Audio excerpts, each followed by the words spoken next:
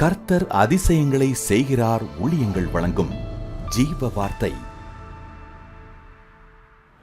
இந்த நாளிலும் கர்த்தருடைய ஊழியக்காரன் இயேசுவின் நாமத்தில் உங்களை வாழ்த்துகிறேன். நீங்கள் கர்த்தரால் ஆசீர்வதிக்கப்பட்டவர்கள். வயோதிப நிலையில் யாராவது இருக்கிறீங்களா? பலவீனத்தோடு இருக்கிறீங்களா? கலங்காதீங்க. இயேசுவோடைய பலன் உங்களை தாங்கும். பிள்ளைகள் உங்களை கவனிக்கவில்லையா? கர்த்தர் கூட இருப்பார், அவர் நடத்துவார். பிள்ளைகள் இல்லாமல் இருக்கிறீங்களா? இயேசப்பா உங்களை நடத்துவார். உங்களுடைய உயிர் நண்பர்கள் உங்களுக்கு எதிராய் மாறி பிரிந்து விட்டார்களா? கலங்காதீங்க, இயேசப்பா கூட இருக்கிறார். நீங்கள் நேசித்த ஏதாவது ஒன்று உங்களை விட்டு விலகி போய்விட்டதா? இழந்துட்டீங்களா?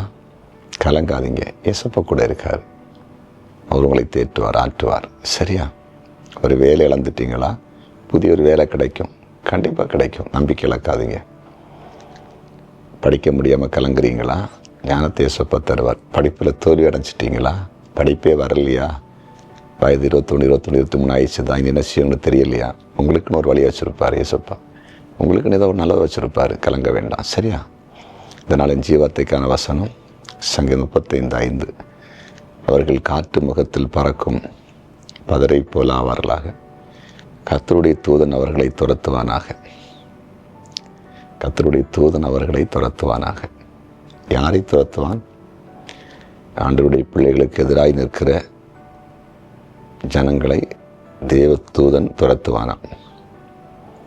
கர்த்தர் தன்னுடைய கட்டுப்பாட்டில் தூதரை வச்சிருக்காரு. நீங்கள் பைபிளை நல்லா வாசித்தவங்களுக்கு தெரியும். அநேக இடங்களில் தூதன் அனுப்பினார் தேவன். ஏசையா ஜெபம் பண்ணிட்டு இருக்கும்போது சீரிய இராணுவத்தை அதம் பண்ணுறதுக்கு தூதன் அனுப்பினார். சபை மக்கள் ஜெபம் பண்ணிட்டு இருக்கும்போது அப்போஸ்தலர் 12 அதிகாரத்தில் பேதுரை விடுதலை ஆக்குவதற்கு தூதன் அனுப்பினார் தேவன். ஏரோது சிங்காசனத்தில் உட்கார்ந்து கர்த்தருக்கு மகிமை செலுத்தாமல் ரொம்ப பெருமை பேசிட்டு இருக்கும்போது ஒரு தூதன் அனுப்பி அடித்தார். தேவ தூதர்கள் இந்த பூமியில் ஆண்டு சொல்லும்போது கீழ்ப்படிந்து செய்ய வேண்டிய காரியத்தை செய்வாங்க. அதில் ஒரு காரியம், தேவ பிள்ளைகளுக்கு விரோதமாக யார் வந்தாலும் தூதன் வச்சு துரத்துவார். நம்புறீங்களா? உங்களுக்கு விரோதமாக உங்களை துரத்த பார்க்குற, உங்களை அழிக்க பார்க்குற மக்களை தேவ தூதன் வச்சு துரத்தி அடிக்க போகிறார். நீங்கள் சமாதானமாக வாழ போகிறீங்க, மேன்மை அடைய போகிறீங்க, இந்த பூமிக்கு உப்பாய் வெளிச்சமாக இருக்க போகிறீங்க. அதிசயங்கள் நடக்க போகிறது. விசுவாசிப்பீங்களா? ஜெபம் பண்ணுவோமா? ஜெபிக்கலாம். ஆமாம் ஆண்டவரே, கர்த்தருடைய தூதன் அவனை துரத்துவானாக. உங்களுடைய பிள்ளைகளை துரத்தி கஷ்டப்படுத்தி நெருக்கி கொண்டிருக்கிறவங்களை துரத்தும்படிக்கு பரலோக அரசாங்கத்திலிருந்து இயேசப்பா உங்களுடைய தூதரில் நீங்கள் அனுப்புங்க. உங்களுடைய பிள்ளைகள் சமாதானமாக வாழட்டும். அப்படியே செய்கிறதற்காக நன்றி.